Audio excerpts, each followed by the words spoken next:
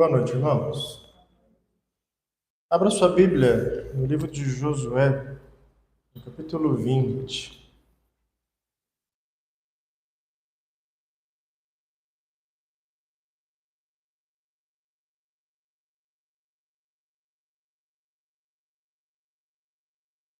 Josué, capítulo 20. Nós vamos ver alguns detalhes desse texto. Por favor, acompanhe a leitura. Disse mais o Senhor a Josué: Fala aos filhos de Israel: Apartai para vós, outros, as cidades de refúgio de que vos falei por intermédio de Moisés, para que fuja para ali o homicida que por engano matar alguma pessoa sem o querer, para que vos sirvam de refúgio contra o vingador do sangue. E fugindo para alguma dessas cidades, por-se-á a porta dela e exporá o seu caso perante os ouvidos dos anciãos de tal cidade. Então o tomarão consigo na cidade e lhe darão lugar para que habite com eles. Se o vingador do sangue o perseguir, não lhe entregarão nas mãos o homicida, porquanto feriu o seu próximo sem querer e não o aborrecia dantes. Habitará, pois, na mesma cidade, até que compareça em juízo perante a congregação, até que morra o sumo sacerdote que for naqueles dias. Então tornará o homicida e voltará à sua cidade e à sua casa, a cidade de onde fugiu. Designaram, pois, solenemente Quedes, na Galiléia, na região montanhosa de Naftali, e Siquém, na região montanhosa de Efraim, e Quiriate-Arba, ou seja, Hebrom, na região montanhosa de Judá. Da além do Jordão, na altura de Jericó, para o oriente, designaram Bezer, no deserto, no planalto da tribo de Ruben, e Ramote, em Gileade, da tribo de Gade, e Golã, em Bazã, da tribo de Manassés. São estas as cidades que foram designadas para todos os filhos de Israel e para o estrangeiro que habitava entre eles, para que se refugiasse nelas todo aquele que, por engano, matasse alguma pessoa, para que não morresse às mãos do vingador do sangue, até comparecer perante a congregação. Presbítero Josué, o senhor pode orar?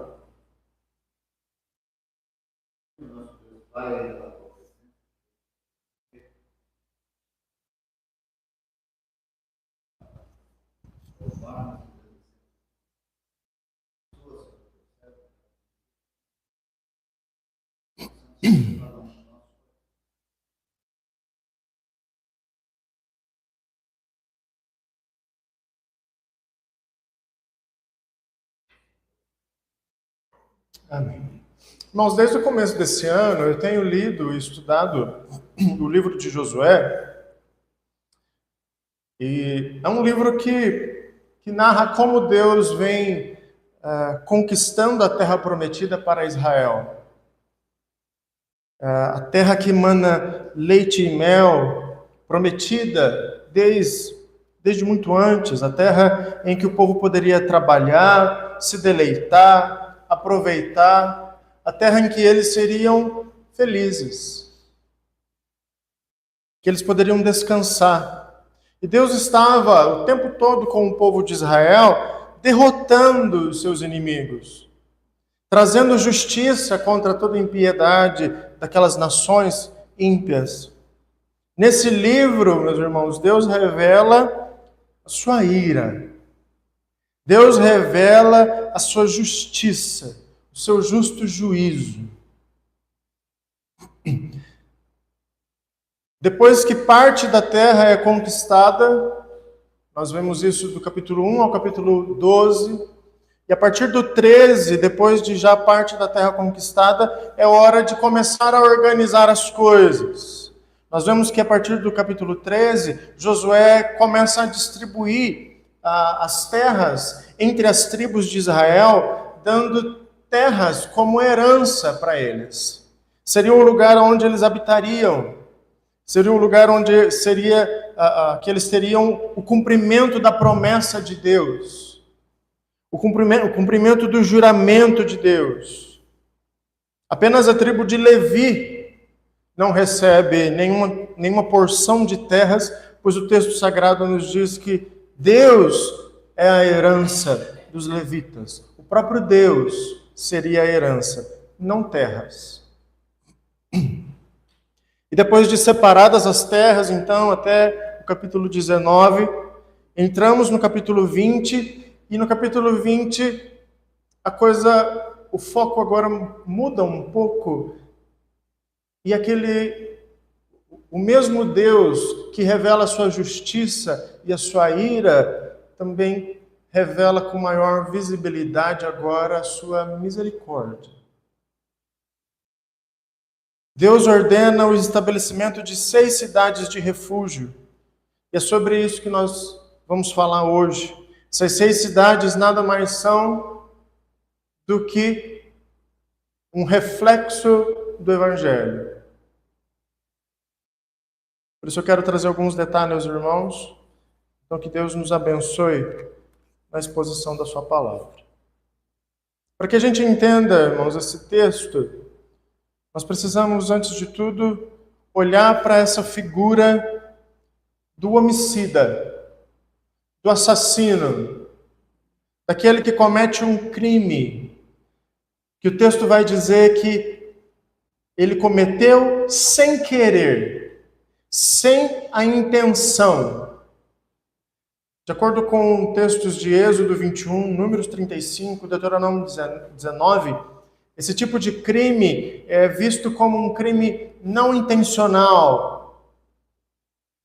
Mas só seria não intencional caso o criminoso não tivesse nenhum problema com a vítima.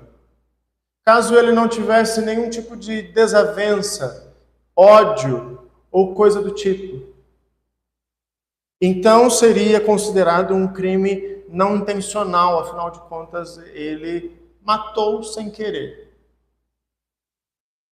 Só seria aceito aqueles que, nesse tipo de condição, só seria aceito aqueles que praticaram o que nós chamamos hoje de um crime culposo, quando não há intenção de ferir. Deuteronômio 19 nos traz um exemplo disso, e ele diz assim: se 2 pessoas estiverem no bosque, e ao balançar do machado, o ferro escapar do cabo e matar o seu companheiro, esse crime ocorreu sem a intenção de ferir. Esses casos, meus irmãos, eram tidos como acidentes, mas embora fossem acidentes, o culpado poderia sofrer as consequências de ser um assassino. Independentemente da intenção, a sua condição era apenas uma: culpado. E como culpado, de acordo com a lei de Moisés, alguém que fosse mais próximo da vítima poderia perseguir e matar o culpado. Pela lei de Moisés, é vida por vida, olho por olho e dente por dente. O mais próximo da vida da vítima é chamado de vingador de sangue. Poderia ser um irmão, um primo, um parente próximo. E esse vingador de sangue teria todo o direito à justiça e teria todo o direito de fazer justiça ele próprio com as suas próprias mãos. Por isso nós temos que considerar um ponto aqui. A lei de Deus é santa e exige justiça. De acordo com a lei de Deus, nenhum pecado pode ficar impune. A lei exige santidade, a lei exige justiça. Sendo assim, todo aquele que descumprir qualquer linha da lei, qualquer vírgula da lei, deveria sofrer as consequências de sua desobediência. Qualquer desobediente à lei deveria sofrer a justa ira de Deus. E isso, então, meus irmãos, é um problemão para nós. Quem é que pode cumprir toda a lei de Deus? Quem é que pode ser santo como a lei exige santidade? A lei revela que não há nenhum ser humano capaz de cumprir 100% de tudo que Deus exige. A lei revela que o nosso estado de doença, de pecadores. Por isso, como pecadores diante da lei de Deus, Deus tem todo o direito de agir com justiça contra toda a humanidade. A lei exige que toda a humanidade sofra a justa ira de Deus. É por isso que Paulo, no Novo Testamento, vai dizer em Romanos 3:23, todos pecaram e estão destituídos, afastados de Deus, longe de Deus. De acordo com a lei de Deus, todos nós somos culpados. Não é preciso matar alguém sem querer, de forma literal, para sermos culpados. Jesus nos diz que todo aquele que odeia o seu irmão é um assassino. Jesus vai mais fundo e nos diz que todos nós somos assassinos, basta alimentarmos um sentimento ruim em nosso coração com relação a outra pessoa.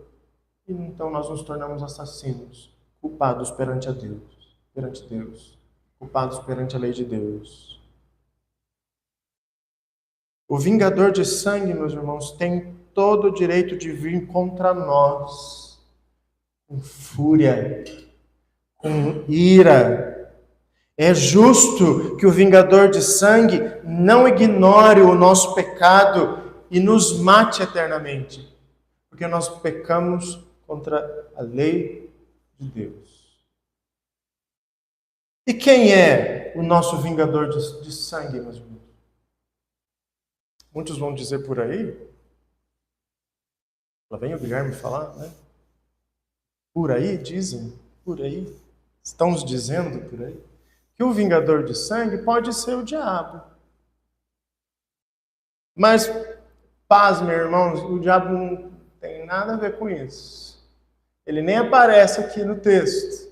Os irmãos leram alguma coisa que está aparecendo? Alguma coisa de diabo aqui, de acusador, de alguma coisa do tipo? O diabo não tem esse poder, a não ser querer nos acusar perante Deus. Para respondermos essa pergunta, quem é o nosso vingador de sangue, nós precisamos fazer outra pergunta. Contra quem nós pecamos? Se a lei é de Deus, então nós pecamos contra Deus. Então quem é o nosso vingador de sangue? É Deus. Deus tem todo o direito de nos perseguir com ira. Deus tem todo o direito de nos matar eternamente. De jogar a nossa alma eternamente no inferno. Então, irmãos, o que será de nós? O que será dos pecadores? O que será de nós, culpados pelo nosso pecado? Para onde fugiremos nós do vingador de sangue? Para onde fugiremos de Deus?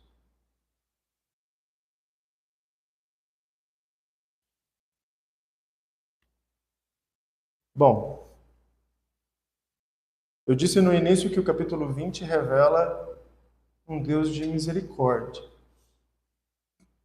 E essa misericórdia que nós vamos começar a ver agora, numa leitura atenta dos versos 7 e 8, que merece a nossa atenção.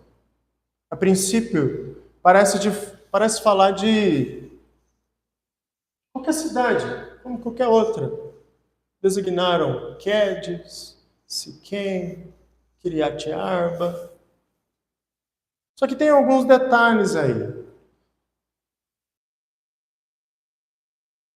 Essas 6 cidades,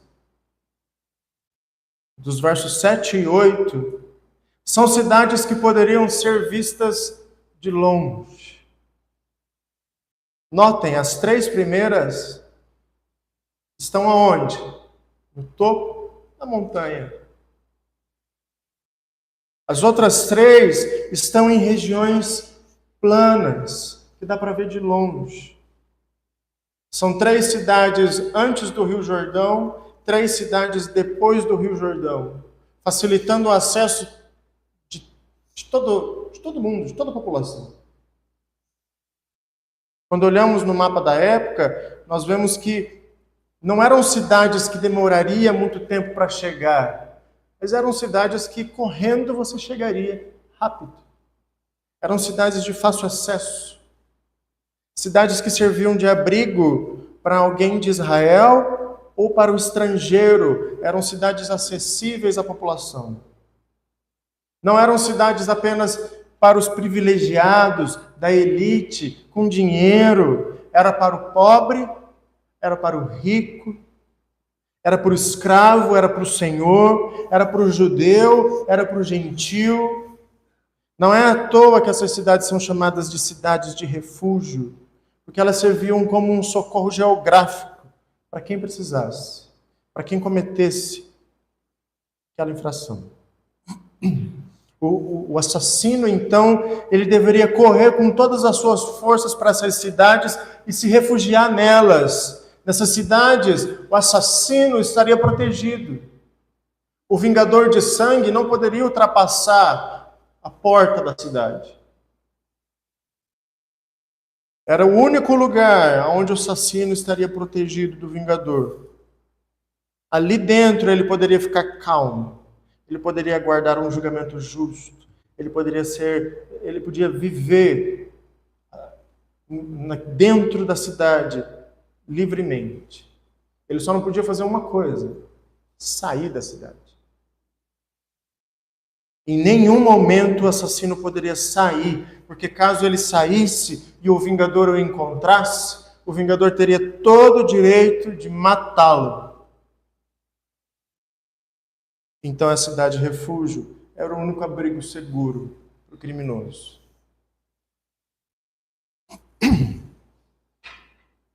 Mas até quando esse assassino deveria permanecer na cidade de refúgio? Será que ele deveria ficar ali até morrer? Será que a sua própria morte resolveria o problema? O verso 6 contém um detalhe teológico mais profundo. O fugitivo deveria permanecer na cidade até a morte do sumo sacerdote. Aquele que é o mais alto patamar da religião. Só então o assassino estaria livre para voltar para casa sem medo. A liberdade do culpado não vinha por tempo de prisão ou por bom comportamento. Hoje em dia nós temos isso, né? Por bom comportamento pode ser liberado mais cedo. Mas diante da lei de Deus, bom comportamento não resolve. É preciso que alguém morra. É preciso que sangue seja vertido.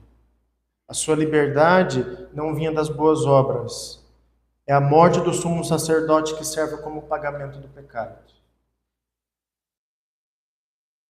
O salário do pecado é a morte. Alguém tem que morrer.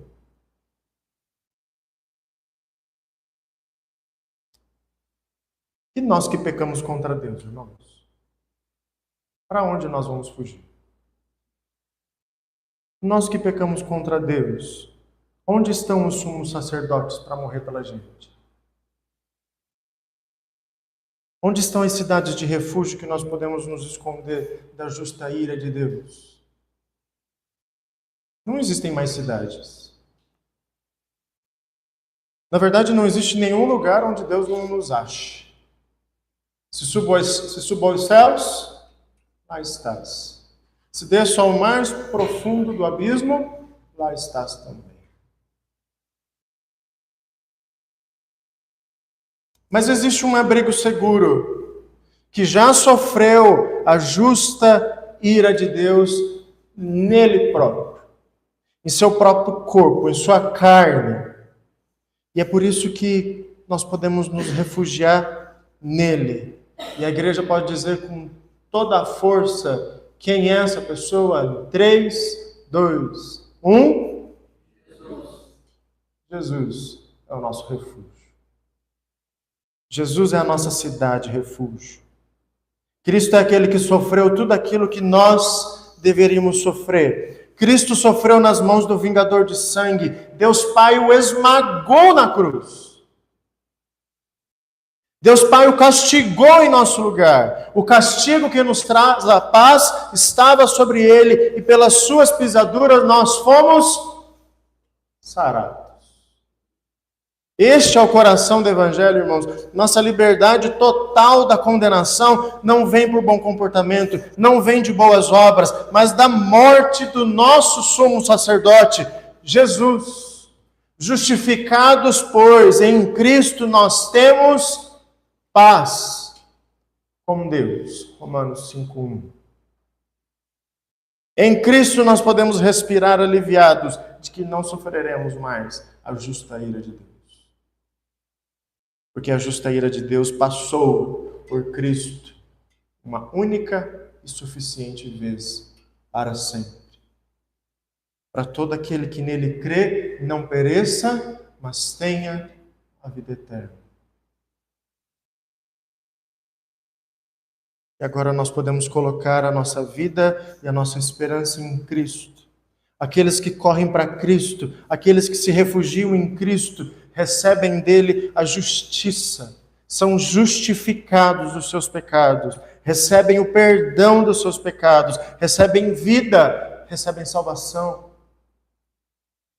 Cristo é a esperança do pecador arrependido. Por isso, nós precisamos correr para o nosso refúgio. Hebreus 6,18, nós que já corremos para o refúgio, a fim de nos apegar à esperança proposta. Cristo é a esperança. Cristo é a esperança do Senhor e do servo, do pobre, do rico, do judeu, do gentil. Não há limitações geográficas, não há limitações espirituais que nos impeçam de chegar a Jesus. Cristo é um santuário tão aberto que nenhum pecador, por mais vil que seja, é proibido de entrar. Todos nós podemos correr para Jesus e sermos salvos por Ele. As cidades de refúgio eram temporárias. Cristo é eterno. As portas da cidade de refúgio estavam abertas, mas o pecador precisava correr até elas. Cristo é aquele que trouxe dos céus refúgio para nós. Cristo veio até nós. Ele desceu dos céus. Ele nos salvou. Por isso, meus irmãos, corre para Cristo. Corra para Cristo. Se refugie em Cristo. Gostaria de concluir fazendo algumas reflexões. Examine a sua fuga. Você tem tentado esconder os seus erros? Tentado se esconder dos seus erros? Tentado esconder os seus erros de Jesus? Ou você tem corrido para Jesus, que é o único que pode te libertar dos seus erros? Dos seus pecados. Geralmente a gente quer fugir de Deus quando a gente peca. Queremos nos esconder, mas nós precisamos ter em mente que precisamos fazer o oposto.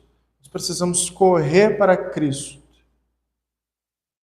Porque Ele não vai nos condenar. Ele vai nos libertar. Ele vai nos salvar. Por isso, não se esconda de Deus, porque não vai adiantar.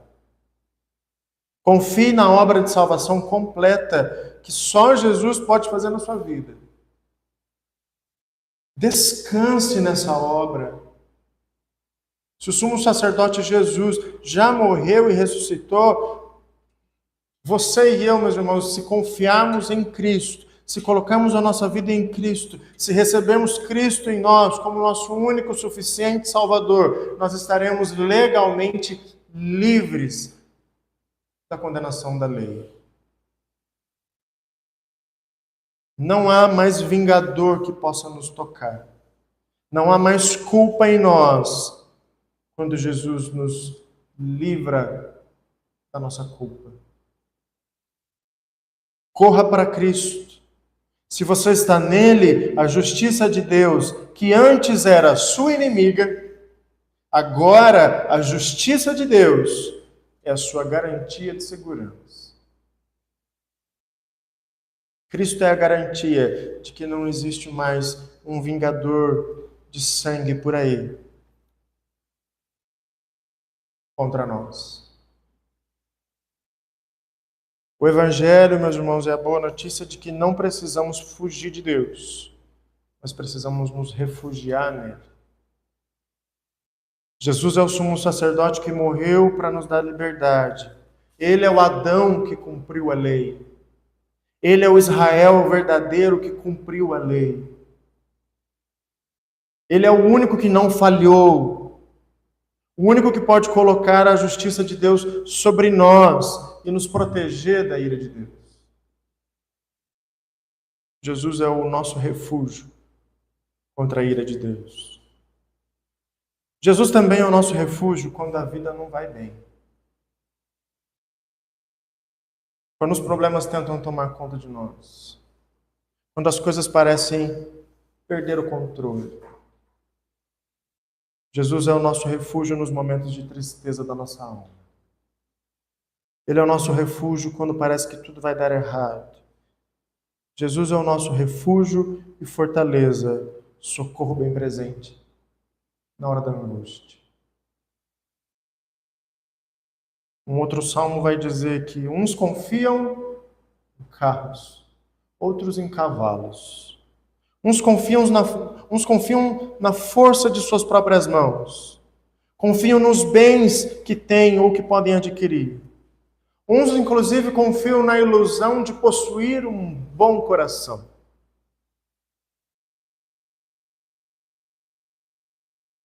Nós, porém, confiamos no Senhor Jesus. Aquele que sofreu a justa ira de Deus. Aquele que morreu em nosso lugar. Hoje é o nosso refúgio. O único em quem nós podemos confiar. Por isso, reflita nesse momento. Jesus é teu refúgio. É nele que você descansa a sua alma. É sobre ele que você coloca toda a sua ansiedade.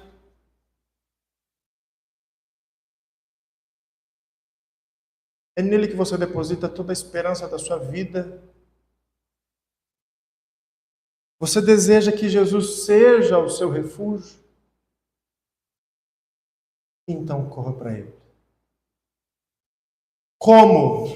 Como nós podemos correr para Jesus? Experimenta orar. Ore. Ore ao Senhor. E Ele está atento ao que você tem a dizer. Peça, clame. Vinde a mim todos os que estão cansados e sobrecarregados, e eu vos darei descanso para as vossas almas. Amém, irmãos?